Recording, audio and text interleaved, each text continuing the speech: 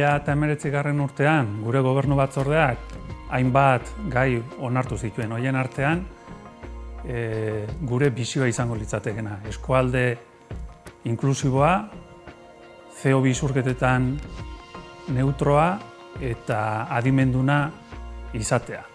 Hau 2050 urteari begira izango litzateke eta hori izango litzateke helburua.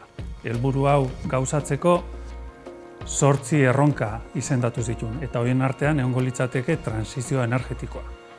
2020 urtearen zehar transizio energetikoa lantzen aritu gea, analisi bat egin dugu eta analisi horren emaitza martxoak 3ko saioan plazaratu genuen. Analisi horren emaitza izango laburtuko lirateke 3 azpierronketa.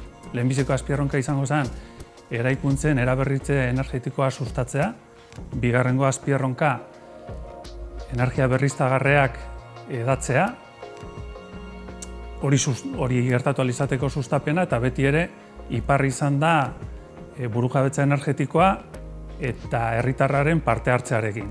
Eta azkenik ikusten dugu sektore honetan transizio energetikoan zehazki lanpostuak sortu daitezkela eta horiek identifikatu eta aldan heinean sustatu nahiko genituzke.